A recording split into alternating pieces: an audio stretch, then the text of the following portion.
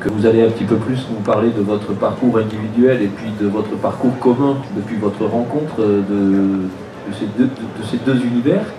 Et cette petite heure de rencontre va se dérouler, je dirais un petit peu à l'image de l'exposition elle-même, c'est-à-dire une joyeuse ribambelle d'images et d'objets qui vont nous être présentés sur l'écran derrière nous. Donc pour l'instant nous avons juste l'interface, c'est-à-dire l'image avec laquelle Alexandre a vécu pendant de nombreuses nuits blanches, j'imagine, à savoir donc son logiciel Illustrator ouvert ensuite et son image de travail donc sous les yeux. Cette bande dessinée, c'est l'ouverture d'un univers qui au départ paraît complètement, enfin qui est complètement coloré et qui nous amène dans un voyage que je qualifierais d'empathique. Je crois que le monde n'est pas innocent par rapport à votre texte. Donc est-ce que vous pouvez vous présenter un petit peu individuellement et après on revient sur le travail commun qui nous a amené ici aujourd'hui. Moi je suis dessinateur depuis environ 7 ou 8 ans. J'ai fait 2 premiers albums qui s'appellent Jazz Club et Trompe la Mort. Et mon parcours, j'ai d'abord un parcours de graphiste. J'ai fait mes études dans la publicité, l'édition, la communication visuelle.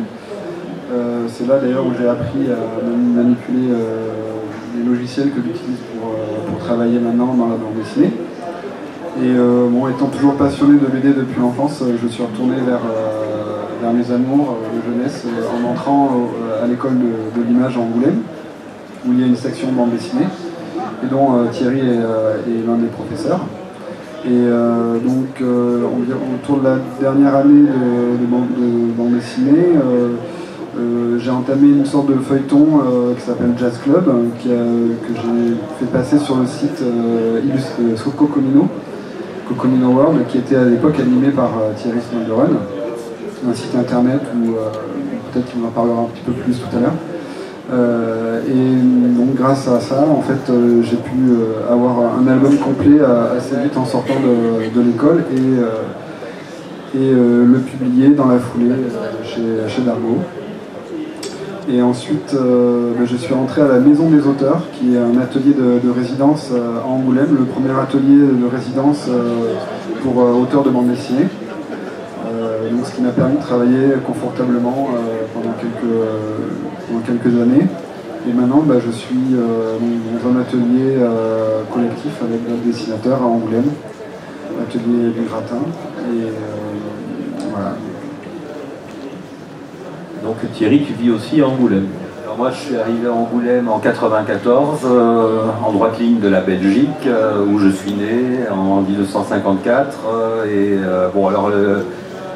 Le livre Souvenir de l'Empire de l'Atome, c'est pas pour rien qu'il s'appelle Souvenir, parce que quelque part c'est la résonance des années 50 d'un petit garçon de 6 ans, 7 ans, si on fait prolonger un peu les années 50 dans les années 60. Mon premier souvenir d'enfance, et là j'en remonte plus loin qu'Alexandre dans ma biographie, c'est l'exposition universelle de Bruxelles de 1958, le fameux Atomium et le fameux style Atome qui triomphait à l'époque, et qui est un style de design, d'architecture, d'objets, de design aussi textile, toute une atmosphère qui a baigné mon enfance, d'autant plus que mon père était scientifique et travaillait dans un laboratoire d'aérodynamique. Et on sait que le design années 50 est vraiment un design qu'on peut qualifier d'aérodynamique, et donc j'étais vraiment dans cette ambiance-là. Ça a marqué beaucoup j'ai beaucoup de madeleines aérodynamiques dans la tête. Et donc quand on a décidé de faire ce projet, qui est aussi une histoire assez ancienne, mais pour moi, c'est-à-dire la bande dessinée qui a le plus marqué mon enfance, c'est Z comme Zorglub de Franquin, qui était complètement dans ce design et dans cette atmosphère-là. Franquin était un génie de perception et d'intelligence graphique et visuelle, qui avait tout compris sur cette époque et sur ce qui tramait. Et notamment les aspects négatifs de cette époque-là aussi, parce que derrière ce design extrêmement séduisant et extraordinairement enveloppant, il y avait aussi une industrie, des armes, l'Amérique, l'atome, etc. Des choses qui ne sont pas nécessairement aujourd'hui considérées comme des valeurs positives. Et je pense que Franquin, avec une préscience extraordinaire, en créant le personnage de Zorglub, a créé un personnage qui était un petit peu l'émanation de ce design, ce qu'il devinait derrière comme type d'intelligence et d'arrogance aussi, d'une civilisation dirigée vers le futur, mais un futur qui était complètement basé sur le modèle américain, sur le modèle commercial et publicitaire de l'époque. Et la création de Zorglub, en décantant ce personnage et cette histoire dans le temps, en y réfléchissant bien des décennies après, je me suis rendu compte qu'il y avait là, en fait, il y avait moyen de déconstruire le Z comme Zorglub de Franquin et comprendre réellement à travers cette histoire-là tout cet univers qui est celui de la publicité et du design de l'époque. Et donc je suis perdu déjà dans une digression. Lorsqu'on lit l'album Souvenir de l'Empire de l'Atome, effectivement, derrière les couleurs, disons, chatoyantes, derrière cette, je dirais presque ce space opéra délirant, on sent quand même cette critique qui n'est pas, enfin cette critique, il y a cette image de poésie, de nostalgie, et cette critique, disons, presque politique, effectivement, derrière l'objet, je dirais, attractif, attrayant, se cache voilà, l'ouverture à la consommation et donc de la manipulation et autres. Je pense que cette ambivalence sur laquelle qui est vraiment au centre de cet album, cette ambivalence, on la trouve chez Franquin en fait. Quand Franquin passe son temps à opposer la turbotraction à la Ford'T, c'est-à-dire le design des années 20 ou des années 10 encore victorien, et qu'il oppose ça au design moderne, on sent bien qu'il y a une ambivalence chez Franquin. On sent bien qu'il est du côté de Gaston émotionnellement et politiquement et idéologiquement, et en même temps on sent bien qu'il prend un plaisir fou à dessiner des architectures contemporaines, des designs de voitures fabuleux, etc. Et c'est cette ambivalence-là, ce mélange de séduction calculée au millipoil près et en même temps de danger, d'hypnose, qui est aussi présent dans le personnage de Zorglub, hein, puisque Zorglub a inventé une onde qui oblige les gens à acheter des savonnettes. C'est pas pour rien, c'est ce qu'on a à l'époque, dans les années 50, il y a un Américain qui s'appelle Vance Packard qui a écrit un livre qui s'appelle La persuasion clandestine, et qui est un résumé de toutes les techniques de persuasion utilisées par la publicité. C'est de ce livre-là que date la conscience que les gens ont de phénomènes comme les images subliminales et ce genre de choses-là, les associations d'idées, le fait de mettre toutes ces techniques de persuasion qui sont utilisées par les publicitaires.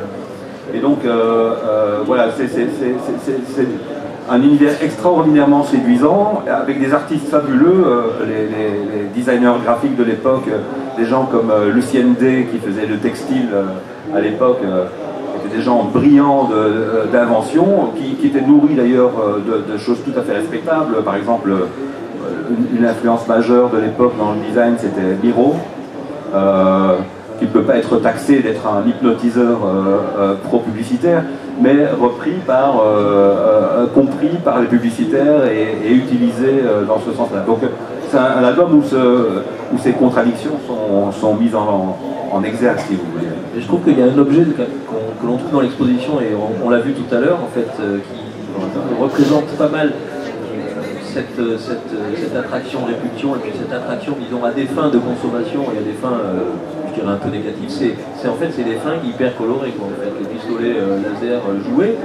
C'est vrai qu'aujourd'hui, même par rapport, par exemple, aux faits divers, par exemple, américains et autres, avec les ventes d'armes et autres, on se dit que la volonté qui a amené à colorer un flingue à ce point-là, en fait, pour le rendre séduisant, justement, c'est quand même quelque chose de foncièrement pas innocent, en fait. Et c'est ce que je trouve dans la bande dessinée, en fait, dans votre album, c'est derrière un aspect, disons, innocent, derrière cet aspect séduisant et autres, il y a un vrai discours politique, disons, on est dans 1984, quoi, quasiment. Quoi, donc, et alors, quand je vois vos deux univers, est-ce que, parce que d'un côté on a donc la perception, un petit peu le graphisme d'Alexandre, qui est quand même, je dirais, je trouve qu'il y a cette nostalgie, il y a cette poésie, enfin je vois sur les deux albums, il y a quand même un travail, j'ai l'impression qu'il reste, un travail resté tourné vers l'enfance en fait. Alors, et donc comment est-ce que la rencontre des deux s'est opérée en fait? Parce que donc il y a eu les cours, mais entre les cours et cet album-là, il s'est passé quelques années, parce que sinon ce serait celui-ci le premier de la série. Oui, alors le premier album, le feuilleton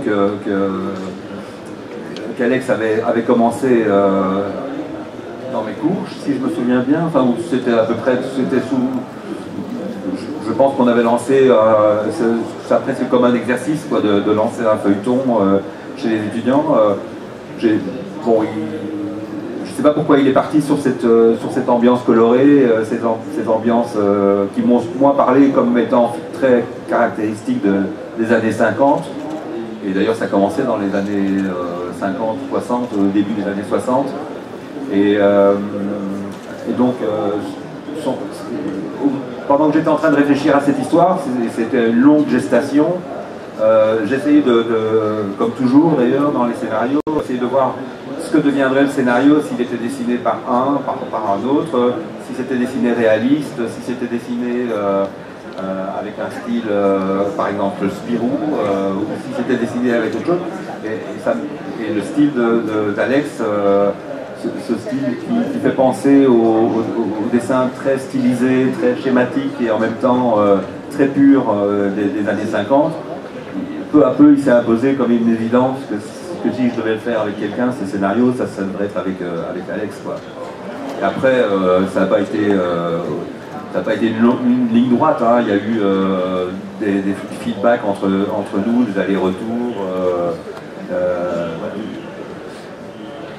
Et alors du coup, cette rencontre, voilà, mais du point de vue du dessinateur. Hein. C'est vrai que moi, quand j'ai commencé mon premier album Jazz Club, j'avais une image en fait du style des années 50 qui était peut-être un peu plus du premier abord, quoi, assez qui me ramenait au souvenir de dessins animés que je voyais Hanna-Barbera et tous ces trucs-là quand j'étais gamin.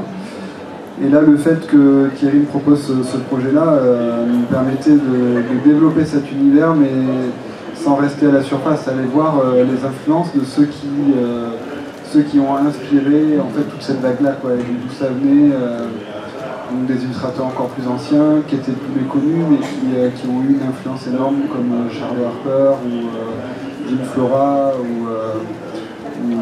les Provençal en fait. Donc pour illustrer les années 50, d'habitude on a l'habitude de voir plutôt la vague des Serge Clair, Chaland, toute cette ligne claire qui est magnifique et que j'adore.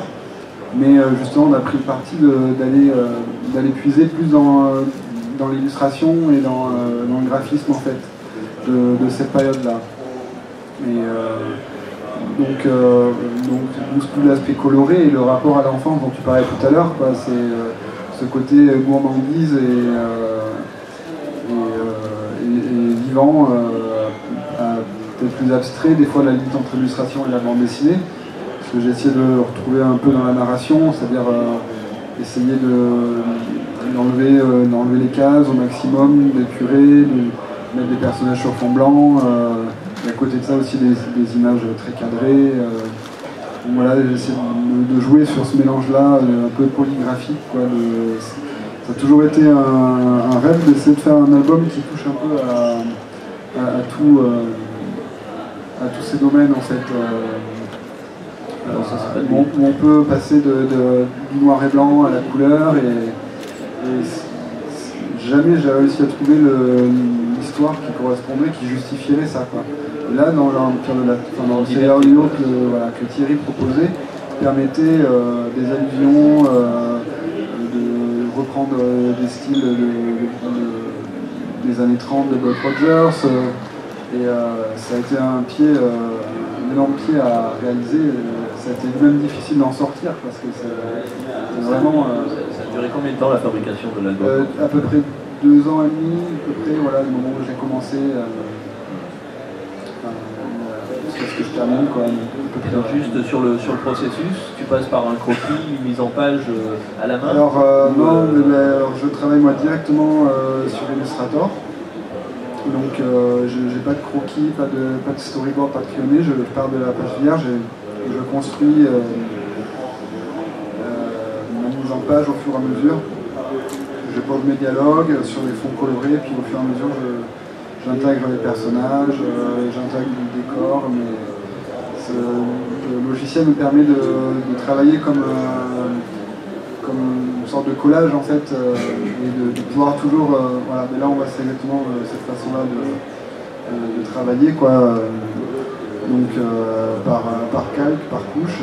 J'ai comme si j'avais une grande page blanche autour de mon dessin. Donc voilà, et puis j'ai des éléments que j'ai fait dans d'autres pages que je peux reprendre, retravailler, des bouts de texte, je peux mettre des photos pour m'inspirer aussi. Donc c'est comme si j'avais un grand terrain de jeu et je compose mes images comme ça petit à petit, peut-être des fois même tout en même temps. Je travaille sur un bout de case, quand je sens que je bloque un peu, je passe à une autre image de la page. J'essaie de travailler aussi voilà, en double page, avoir une harmonie colorée, que non pas la page mais la double page ait un impact, quoi, sur... on va continuer.